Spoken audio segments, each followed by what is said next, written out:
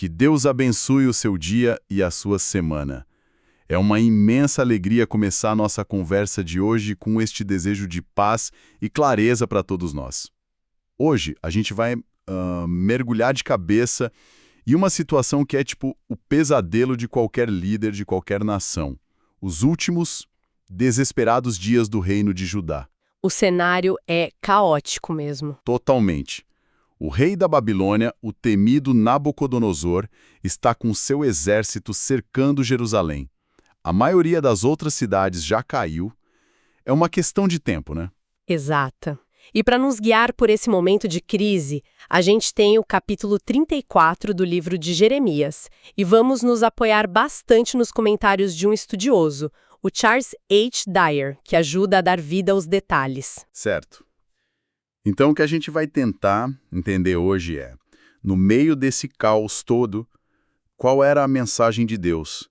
O que ele estava tentando dizer para o rei Zedequias e para o povo sobre justiça, sobre, promessas quebradas e as consequências de tudo isso? É um cenário de pressão máxima. E a primeira ação que a gente vê é a palavra de Deus entregue por Jeremias indo direto ao centro do poder. O palácio do rei Zedequias. Sem rodeios. Imagino que Jeremias não tenha levado boas notícias, né? Ele não era exatamente conhecido por ser portador de mensagens muito otimistas. De jeito nenhum. A mensagem é de uma clareza brutal. Deus diz, em essência, eu vou entregar essa cidade nas mãos do rei da Babilônia e ele vai queimá-la completamente. Direto assim. E não para por aí. A mensagem para Zedequias é muito pessoal. Você não vai escapar.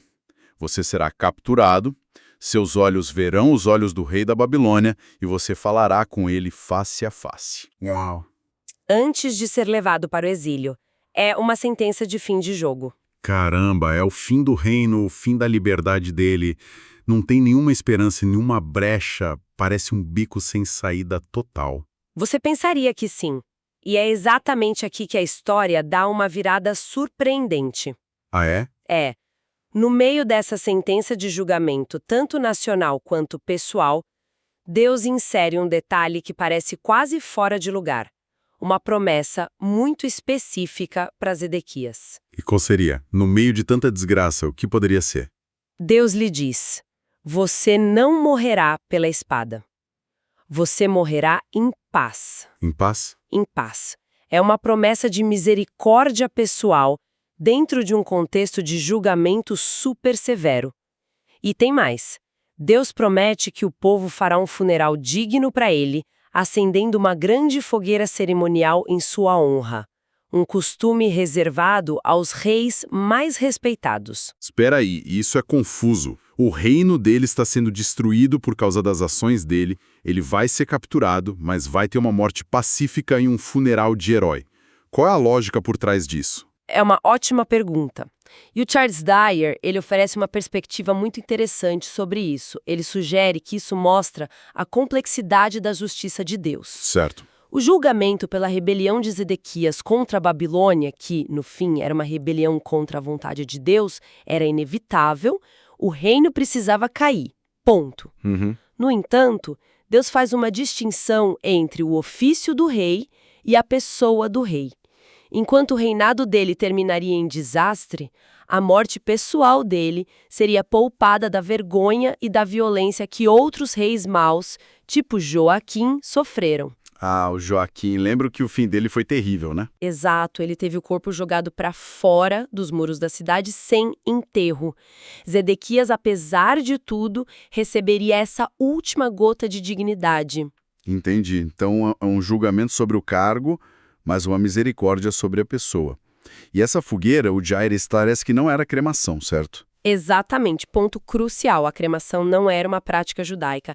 Essa fogueira era uma pira gigante onde especiarias caríssimas, incensos, eram queimados.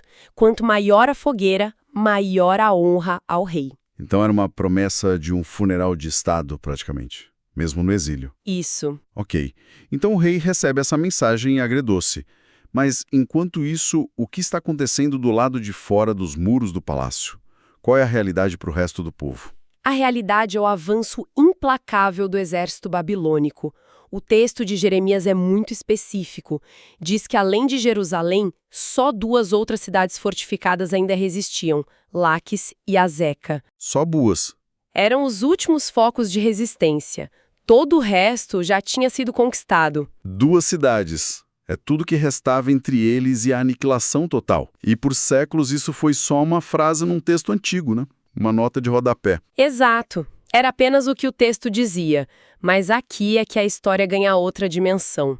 Uma que arrepia. Como assim? No século XX, arqueólogos escavando as ruínas de Laquis encontraram algo extraordinário. Cacos de cerâmica com inscrições daquela época exata. As chamadas Cartas de Laquis. Cartas? Em cacos de cerâmica? Uhum. Eram mensagens militares, tipo despacho, sabe? A cerâmica era o papel barato da época. Uma delas, em particular, é um relatório em tempo real da guerra. Não acredito. Foi escrita por um oficial chamado Uzias, que estava num posto de observação para o seu comandante em Laquis. E o que ele escreve é de tirar o fôlego. O que ele disse? Ele diz: estamos observando sinais de fogo de Laquis conforme todas as indicações que meu senhor nos deu, mas já não conseguimos ver os de Azeca. Meu Deus, ele está dizendo que Azeca caiu? Naquele exato momento. Exatamente. A cidade vizinha tinha acabado de ser tomada, os sinais de fogo, que eram a comunicação à distância, se apagaram. A gente está lendo a última mensagem de um soldado, antes do fim, um boletim de guerra de 2.600 anos atrás que confirma o relato de Jeremias nos mínimos detalhes. Que loucura. A situação era desesperadora. O cerco estava se fechando. Isso muda tudo. Não é mais só uma história, é um fato documentado pela arqueologia. Nesse clima de desespero total, o que um líder faz? O que passa pela cabeça de Zedequias? Bem, ele tenta uma terceira via. Ele tenta um grande ato religioso, uma manobra para agradar a Deus e, quem sabe, reverter a situação. Ele reúne o povo e proclama a libertação de todos os escravos hebreus. À primeira vista, parece uma coisa nobre, né? Libertar os escravos. Mas, conhecendo o contexto, imagino que a motivação não era tão pura assim. Eles não deveriam fazer isso de qualquer maneira. E aí está o ponto central. Exatamente. De acordo com a lei de Moisés, um israelita só podia ser escravo de outro por no máximo 6 anos. No 7º ano, deveria ser libertado. Certo, uma lei de proteção social. Isso. Para evitar a opressão permanente dentro do próprio povo. O problema é que o povo de Judá vinha ignorando essa lei há gerações. Eles mantinham seus irmãos hebreus como escravos a vida toda, numa violação direta da aliança com Deus. Então, essa proclamação de emancipação, como o Dyer chama, não foi um ato de bondade, foi um ato de desespero. Com o inimigo na porta, eles pensaram, opa, talvez seja bom a gente começar a obedecer a Deus. Precisamente. Foi um arrependimento de última hora motivado pelo medo, não por uma mudança de coração. E, inicialmente, parece que funciona. É mesmo? Sim, o rei, os oficiais e o povo fazem uma aliança solene no templo diante de Deus. Eles até fazem aquele ritual de cortar um bezerro ao meio e caminhar entre as partes. A gente já fala mais sobre isso. E libertam os escravos. E então acontece algo que ninguém esperava.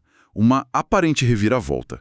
O exército da Babilônia de repente levanta acampamento e vai embora. Sim, para o povo de Jerusalém isso deve ter parecido um milagre, a resposta direta às suas orações e ao seu ato de justiça. Mas não era isso. Na realidade, não. Os babilônios se retiraram temporariamente para lidar com outra ameaça, o exército egípcio que vinha do sul.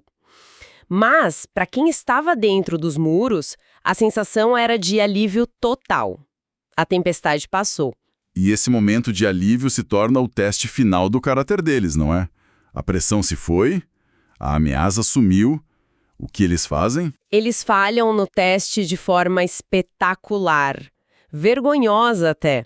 Assim que os babilônios se afastam, os donos de escravos se arrependem da sua bondade. Não. Vão atrás das pessoas que tinham acabado de libertar, as capturam à força e as trazem de volta para a escravidão. Que hipocrisia. É chocante. Eles usam o nome de Deus para fazer uma aliança solene E, na primeira oportunidade, quebram tudo. É mais do que hipocrisia. É uma profanação. Dyer ressalta que essa aliança não foi um mero acordo civil. Foi feita no templo, invocando o nome de Deus.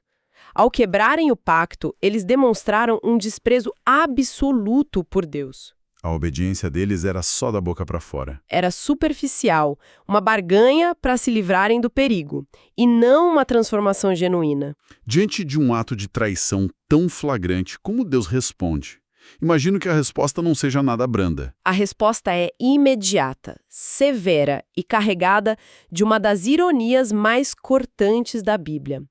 Deus pega a própria palavra que eles manipularam, liberdade, e a vira contra eles. Como? Através de Jeremias, ele diz: vocês não proclamaram liberdade para os seus irmãos, portanto agora eu proclamo uma liberdade para vocês. Liberdade para quê? Liberdade para morrerem pela espada, pela peste e pela fome. Nossa, a punição é um espelho perfeito do pecado.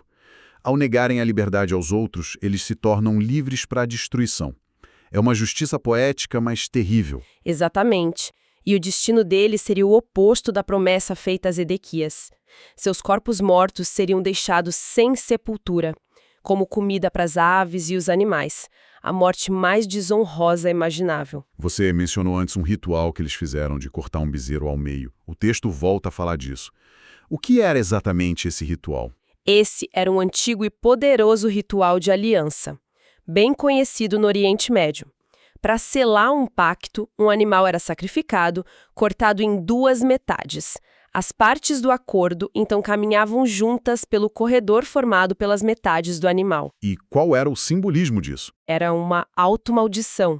Ao passar entre as partes, eles estavam dizendo, sem palavras: se eu quebrar a minha parte neste acordo, que eu seja cortado em pedaços como este animal. Era o jeito mais solene de dizer, eu juro pela minha vida. Exato. E Deus, então, pega o juramento que eles mesmos fizeram e o executa. Ele torna a maldição literal. Ele diz: os homens que violaram a minha aliança, eu os tratarei como trataram o bezerro que cortaram em dois. Ele os responsabiliza pelo próprio juramento deles. Isso. E aqui o Charles Dyer faz uma conexão brilhante com a aliança que Deus fez com Abraão séculos antes, lá em Gênesis 15. A aliança com Abraão. Qual é a conexão? Naquela ocasião, o mesmo ritual aconteceu. Animais cortados ao meio. Mas a grande diferença é: Abraão não passou entre as partes. Só um símbolo da presença de Deus, uma tocha de fogo, passou por aquele corredor. E o que isso significava? Que o cumprimento daquela aliança dependia unicamente da fidelidade de Deus, não da obediência humana. Era uma promessa unilateral de Deus para Abraão. Ah, entendi. A aliança com Abraão era garantida só por Deus. Mas aqui em Jeremias... Aqui em Jeremias, a aliança era bilateral. Dependia da obediência do povo. E eles falharam catastroficamente. Ao quebrarem o pacto, eles ativaram a cláusula de punição que eles mesmos tinham invocado. Não tinha como escapar. Então esse breve momento de alívio, a retirada dos babilônios, na verdade só serviu para expor a falsidade do coração deles e selar a destruição final. Exatamente.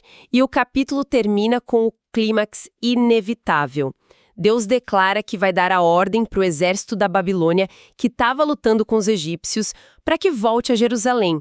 O respiro foi temporário, serviu de isca. E a profecia se cumpre. Em cheio, os babilônios retornam, tomam a cidade, a incendeiam, e as outras cidades de Judá são transformadas em ruínas desabitadas. A falha da liderança e a hipocrisia do povo levaram ao fim da nação. É uma história muito sombria. Quando a gente olha para o quadro geral, o que fica? Quais são as grandes lições que dá para extrair desse colapso todo? Olha, acho que a lição mais gritante é sobre integridade. Jeremias 34 nos mostra um retrato devastador de uma fé superficial.